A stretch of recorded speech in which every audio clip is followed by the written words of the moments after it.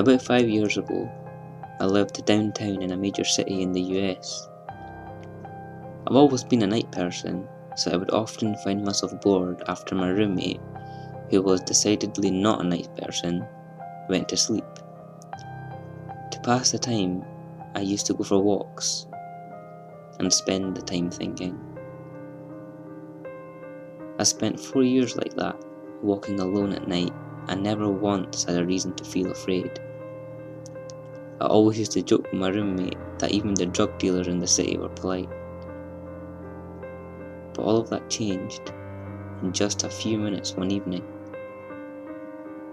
It was a Wednesday, somewhere between 1 and 2 in the morning, and I was walking near a police patrolled park quite a ways from my apartment. It was a quiet night, even for a weeknight, with very little traffic and almost no one on foot. The park, as it was most nights, was completely empty. I turned down a short side street in order to look back to my apartment when I first noticed him.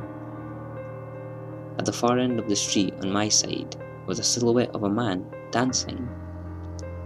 It was a strange dance, similar to a waltz, but he finished each box with an odd forward stride. I guess you could say he was dance walking, headed straight for me.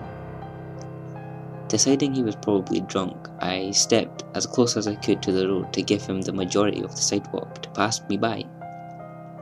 The closer he got, the more I realized how gracefully he was moving.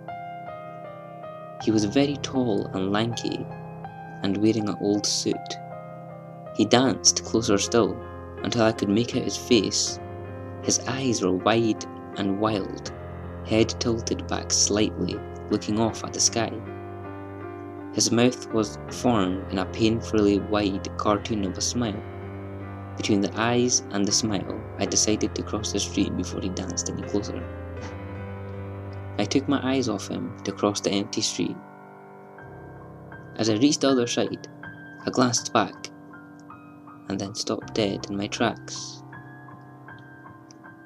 He had stopped dancing, and was standing with one foot in the street, perfectly parallel to me. He was facing me, but still looking skyward, smile still wide on his lips. I was completely and utterly unnerved by this. I started walking again, but kept my eyes on the man. He didn't move. Once I had put about half a block between us, I turned away from him for a moment to watch the sidewalk in front of me. The street and the sidewalk ahead of me were completely empty. Still unnerved, I looked back to where he had been standing to find him gone. For the briefest of moments I felt relieved, until I noticed him.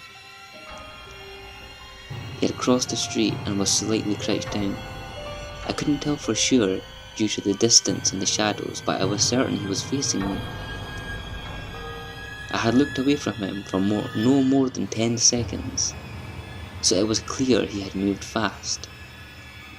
I was so shocked that I stood there for some time, staring at him. And then he started to move towards me again. He took giant, exaggerated, tiptoed steps, as if he were a cartoon character sneaking up on someone, except he was moving very, very quickly.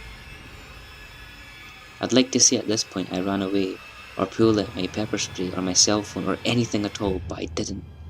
I just stood there completely frozen as the smiling man crept towards me. And then he stopped again, about a car's length away from me, still smiling his smile, still looking to the sky. When I finally found my voice, I blurted out the first thing that came to mind. What I meant to ask was, "What the fuck do you want?" in an angry, commanding tone. What came out was a whimper. What the Regardless of whether or not humans can smell fear, they can certainly hear it.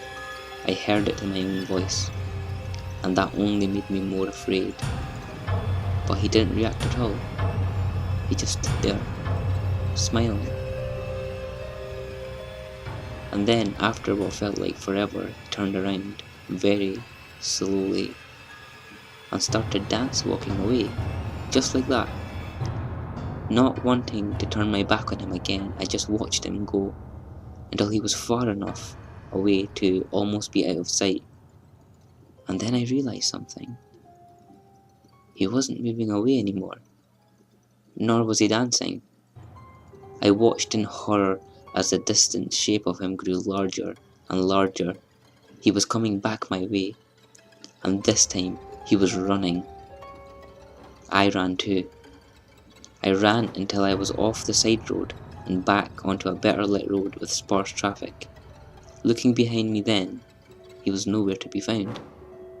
The rest of the way home, I kept glancing over my shoulder, always expecting to see his stupid smile, but he was never there. I lived in that city for 6 months after that night, and I never went out for another walk. There was something about his face that always haunted me. He didn't look drunk. He didn't look high. He looked completely and utterly insane. And that's a very, very scary thing to see.